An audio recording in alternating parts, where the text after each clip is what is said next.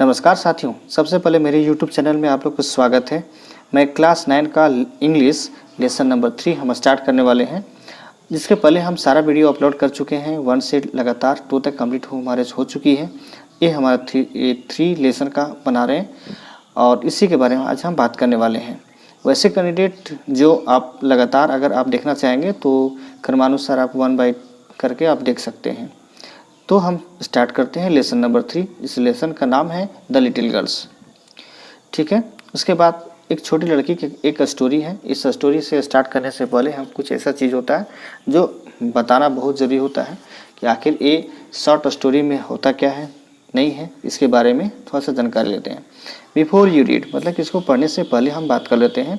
क्या कहा था कि do you feel and know your parents and better know, मतलब आप इस प्रकार से आप कैसे महसूस कर सकते हैं, क्या आप मतलब ये बता सकते हैं कि आपके पेरेंट्स जो है बेहतर हैं, अच्छे हैं।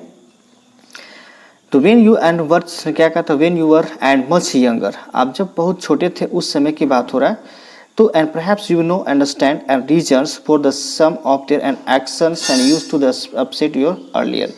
तो मतलब कहने पर ये है कि जब आप उस समय जब शुरुआती में मतलब बहुत छोटे थे तो उस समय आपको ज़्यादा तंग भी किया करते थे, जैसे स्कूल में जाने के लिए उस समय थोड़ा सा मतलब तंग किया करते थे। उस समय आप बताएंगे क्या आप आपके पेरेंट्स अच्छे हैं, इसके बारे में। दूसरी बात ये बता रहे हैं कि this story about the little girls and whose the feeling her the father and change for the fear understanding will and probability and find the echo in every home. कहने मतलब ये है कि उस स्टोरी में ये बताया गया कि छोटी लड़की जो है कि उसके फादर के प्रति उसका बिहेवियर और उसका चेंज, उसको फीलिंग चेंज होने की वजह से और अपने मन में एक क्या फियर, एक डर की भावनाओं को पालते हुए, और लास्ट में उन्होंने एक बताया कि प्रत्येक घर में उसके फादर अच्छे हैं, हमारे घर में कैसे हैं, इसके बारे में अपने फादर पर ही एक छोटी लड़की अपने बयान करती है और इस चीज़ को बताना चाहती है।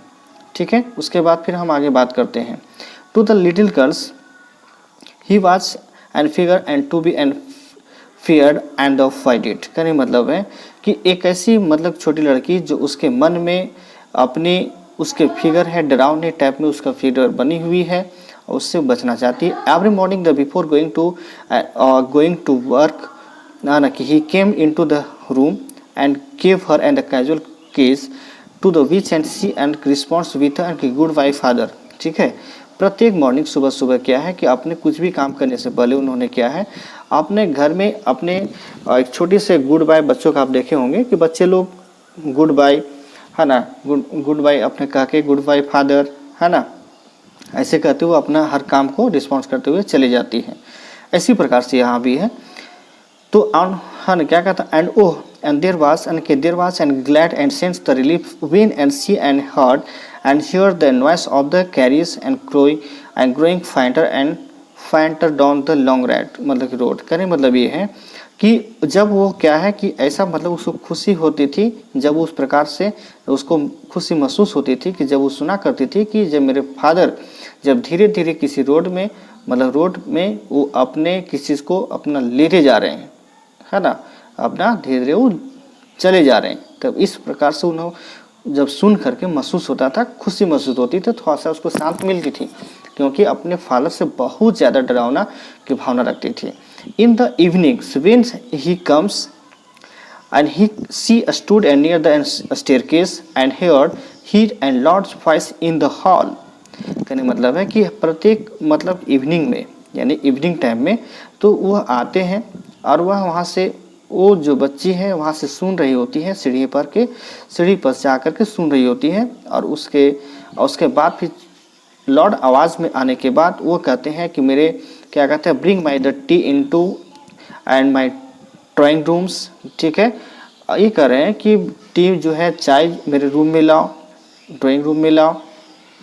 हाइजेंट क्या है तो पेपर्स कमिट, क्या अभी तक पेपर नहीं आया है। Mother go and see if my the papers are theirs and drink my slipper. वो कहता है मदर कहती है गो जाओ उसको लेके आओ, तो ब्रिंग माई द स्लीपर, उसके साथ साथ में उसके मेरे स्लीपर को भी लेते आना। उसके मदर भी बोलती है, तो केजिया कहती है Kezia mother would call to her. ठीक है, उसके मदर जो है उसको कहती है केजिया को कि if you are good girls you can come down and take off her father's boots. अगर तुम अच्छी लड़की हो तो जाओ उसको लेके आओ। ऐसा होता है ना, बच्चों को बोलते हैं किसी अच्छे से उसको बताने के लिए। उसके बाद फिर क्या कहता है कि and go slowly and girls would and sleep down and stairs more and slowly and stairs across the hall and push open the drawing rooms door. कहने मतलब ये है कि उन्होंने ये बता रहे होते हैं कि जब वो अपना नीचे उतरती है, नीचे उतरने के बाद वह एक मतलब कि हॉल में एक प्रोसेस होने के बाद वो ओपन मतलब ड्राइंग रूम भी ओपन करती है, ठीक है, और ओपन करने के बाद खोलती है। By the time and he had and his spectacle on the looked her at her over them and in the way and that was terrifying to the girls littles. मतलब लिटिल गर्ल्स का नहीं मतलब है कि जब वो उन्होंने धक्का देते हुए जब उनके रूम में जब वो एंट्री करती है तो अपने स्पेक्टिकल्स अपने चश्मे को थोड़ा सा नाक के नीचे उसको ऐसे करके मतलब तिरछे होकर के उसे देखती है ना, और कहती है, क्या कहती है, टेरिफाइंग द लिटिल गर्ल्स, उसके तरफ जो है टेरिफाइंग करती है गर्ल्स के तरफ। तो वो टेरिफाइंग मतलब होता है कि ये मतलब घूर के देखना, ठीक है। उसके बाद फिर well Kezia hurry up and pull of this and boats and take them outside if you have you been and good girls today I don't know father. कहने मतलब ये कि उनके जो फादर वो बताता है बहुत अच्छा है, हाँ लेके आओ, आ जाओ, अंदर आ जाओ। किसी बच्चे को बोलते हैं कि अपना बुलाते हैं, उसके बाद फिर अपने उस भूत को रखने के लिए बोलते हैं, है ना। तब बोलते हैं क्या आज तुम अच्छी लड़की हो। बोल आई डोंट नो फादर, ये अपना हकलाते हुए बोलती है, ठीक है, मुझे नहीं पता। इसी प्रकार से वो अपने फादर को जवाब देती है। तो कहती है कि यू डोंट नो, इसी प्रकार से पढ़ा जाता है, यू डोंट नो, क्या मतलब तुम नहीं जानते हो। If you stirred